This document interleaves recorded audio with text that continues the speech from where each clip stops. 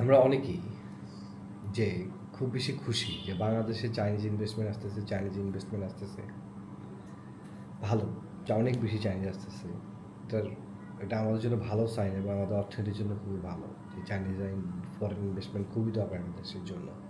কিন্তু এটার পিছনে যে সত্যটা, এটা কিন্তু অনেকে জানি না, এটা নিয়ে আমরা অনেকে কথাও বলি না। এটার পিছনের সত্যটা হচ্ছে এই চাইনিজ ইনভেস্টরদের অথবা এই চাইনিজ কোম্পানিগুলিকে চাইনিজ গভর্নমেন্ট ওদের দেশে বিজনেস করতে দিচ্ছে না, বিধায় ওরা আমাদের দেশে আসতেছে।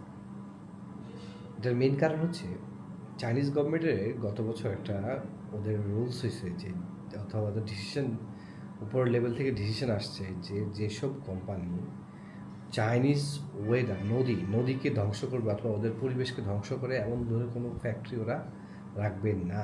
হ্যাঁ, রাখবে যারা খুব চায়, যারা খুব কমপ্লায়েন্সটাকে 100% মেনটেন করতে পারে। সো যাদের যাদের ইটিপি সিস্টেম আছে, যেমন যে ওয়াটার পিউরিফাইড সিস্টেম যেটা আছে আর কি, পানিকে যে একদম পরিষ্কার করে নদীতে দেয়। হ্যাঁ, এই যে যাদের সব কমপ্লায়েন্স 100% ঠিক আছে, তারাই শুধু কমপ্লায়েন্স বিজনেস করতে পারবে। যাদের কমপ্লায়েন্সের সমস্যা আছে তাদেরকে ওই দেশে বিজনেস করতে দেওয়া হবে না। এই কোম্পানিগুলিকে আস্তে আস্তে ওরা বন্ধ করে ফেলবে। কারণ ওদের কাছে নদী হচ্ছে ওদের মায়ের মতো। নদীর পানি হচ্ছে ওদের মায়ের মতো, যেমন গঙ্গার জল, অথবা ইন্ডিয়ার কাছে যেমন গরু একটা তাদের একটা ধর্মীয় একটা ওদের মা। সো হচ্ছে যে চাইনিজদের কাছে হচ্ছে তাদের গড, অথবা তাদের যে এ, তারা যাকে উপাসনা করে অথবা যাকে ভালোবাসে, মহব্বত করে, সেটা হচ্ছে নদী, তাদের পরিবেশ। তো তাদের পরিবেশ যারা নষ্ট করবে, যেসব কোম্পানিগুলি কেমিক্যাল, যে ব্যাটারি কোম্পানি, অ্যালুমিনিয়াম কোম্পানি, পোশাক কারখানাগুলি, হ্যাঁ, যারা এই যে রং রং রং দিয়ে ইয়ে করে কালার করে পোশাকে, বিভিন্ন কালার কেমিক্যাল, এই জিনিসগুলি হচ্ছে যে যারা পরিবেশ নষ্ট করে তাদেরকে ওদের দেশ থেকে বের করে দিচ্ছে। সো ওদের বের হয়ে বিভিন্ন আফ্রিকা যাচ্ছে, এশিয়ার বিভিন্ন দেশে যাচ্ছে। তো এরা ওদের দেশে ব্যবসা করতে পারছে না। আর ওদের দেশে ব্যবসায় এত কম্পিটিশন যে ওরা টিকে থাকতে পারা অনেক মুশকিল, ইটিভি কমপ্লায়েন্স ছাড়া।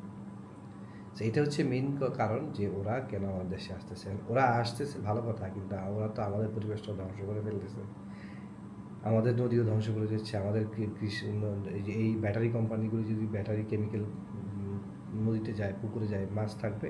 থাকবে না। মশলা দিয়ে হবে না।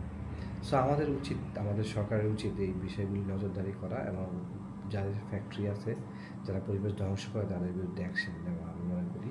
এতে করে আমরাও বাঁচবো, ব্যবসাও বাঁচবে, সব বাঁচবে। আদারওয়াইজ এভাবে যদি পরিবেশ ধ্বংস হতে থাকে, একটা সময় কেউ বাঁচবে না। বাংলাদেশের পরিবেশ খুবই জঘন্যতম অবস্থা হয়ে যাবে। দেখা গেছে যে প্রত্যেক ঘরে ঘরে ক্যান্সার, প্রত্যেক ঘরে ঘরে রোগ, প্রত্যেক ঘরে ঘরে মানুষের অকাল মৃত্যু হচ্ছে।